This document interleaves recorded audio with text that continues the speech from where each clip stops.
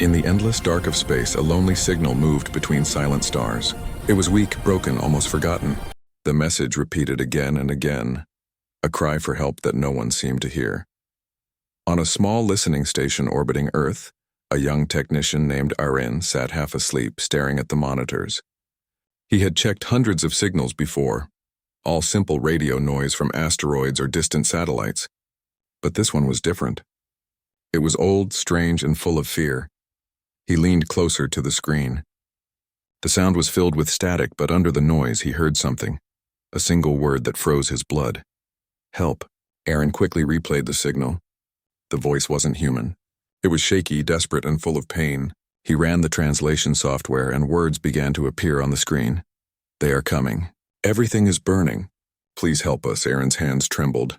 He checked the origin. Far outside human space, beyond the known systems. How could a message reach this far? He called his supervisor, and soon the control room was full of officers. They replayed the signal again and again. Some said it was a trap.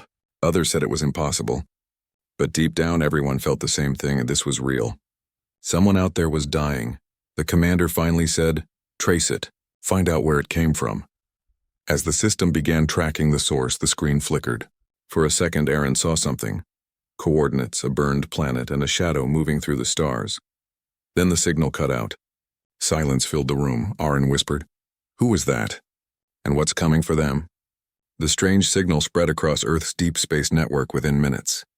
Every listening post, research center, and defense satellite received the same message. The desperate alien cry that Aaron had discovered. Scientists worked through the night, trying to decode it fully.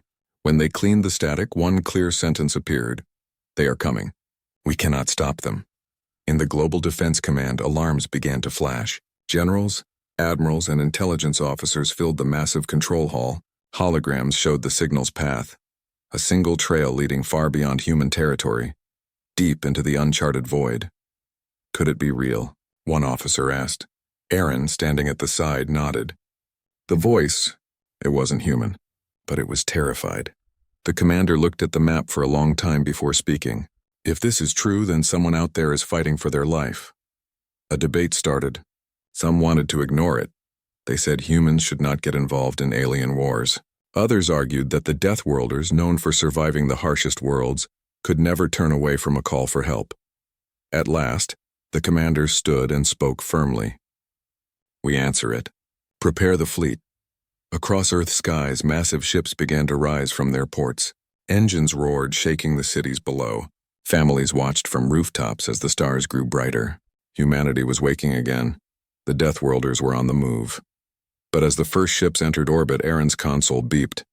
A second transmission appeared, short, hidden inside the first signal. He opened it, and a cold message flashed across his screen. They heard you too? Aaron froze. The enemy wasn't waiting. It was already watching. Far away from Earth, on the edge of the galaxy, the planet Verid Prime was dying. The once green world had turned black and silent. Fires burned across continents, and the sky was filled with falling ships and thick smoke.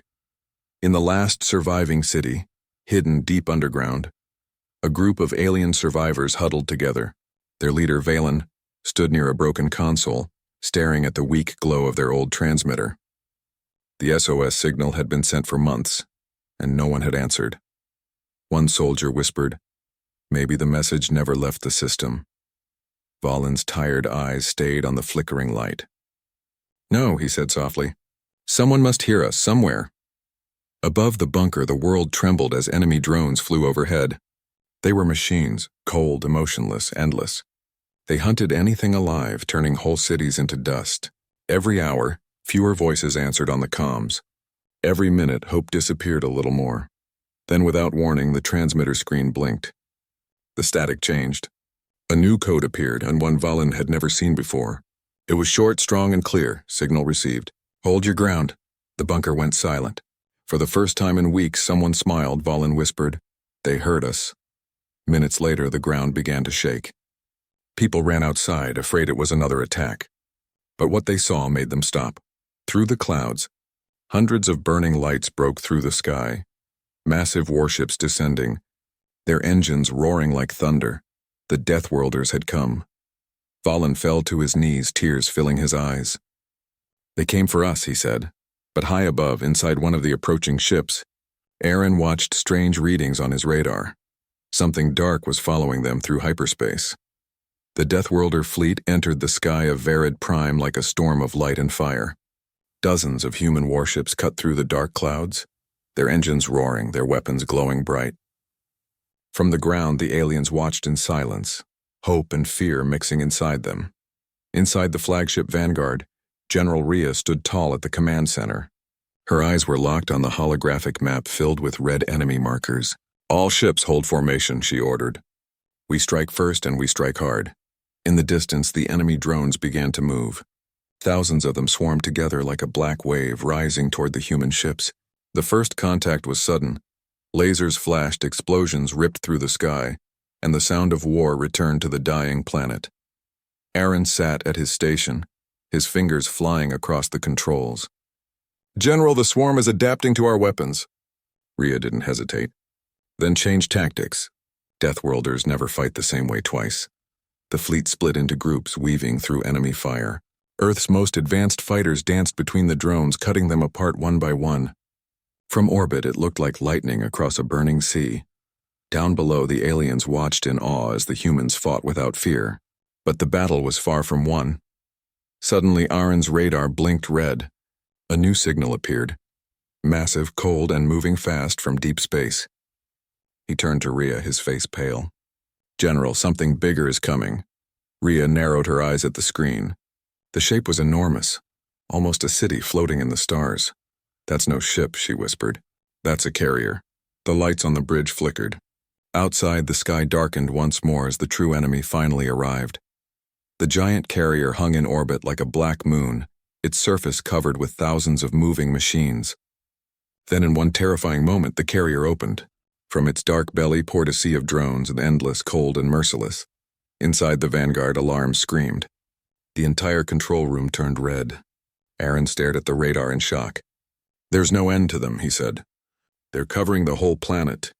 General Rhea stood firm, gripping the edge of the command table. "Then we cover it with fire," she said calmly. Outside, the sky turned into chaos. Human ships and alien fighters flew together for the first time. The Deathworlders' heavy cannons roared while the aliens' energy beams flashed in the smoke. The two species fought side by side, survivors defending survivors.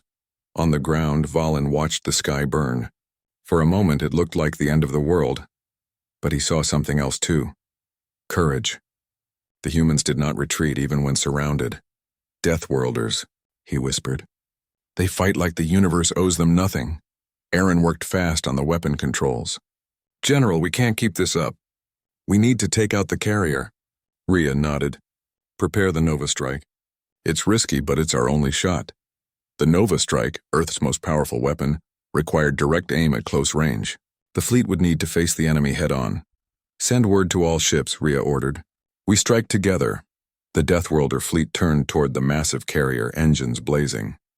The swarm moved to block them, millions of drones forming a wall of metal and death. Rhea raised her hand. "For Earth," she said softly, "and for those who called for help." The fleet charged, straight into the storm.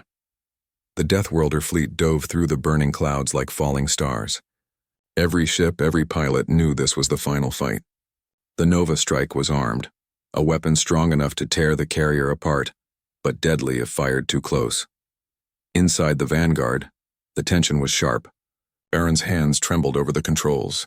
"We're too close, General." "If we fire now," Rhea's voice cut through the noise, "then we make it count." The carrier unleashed its full power. Blue energy beams sliced through the darkness, tearing apart smaller ships. But still, the Deathworlders held their line. Their ships burned, their engines screamed, yet no one turned back. "Target locked," Aaron shouted. "Nova Strike ready." "Do it," Rhea said. The blast was blinding. A wave of white light tore through the void, hitting the carrier's core. For a moment, there was silence, then a thunderous explosion that shook the skies of Varid Prime. The swarm collapsed like broken glass. Down below, the aliens stared at the heavens. The black clouds were gone, replaced by the light of distant stars. For the first time in decades, the world was quiet. On the bridge of the Vanguard, smoke filled the air. Systems were down, but they were alive. Aaron looked at Rhea and smiled weakly. Signal received, ma'am. Rhea nodded, looking out the cracked viewport. No signal is ever lost, she whispered.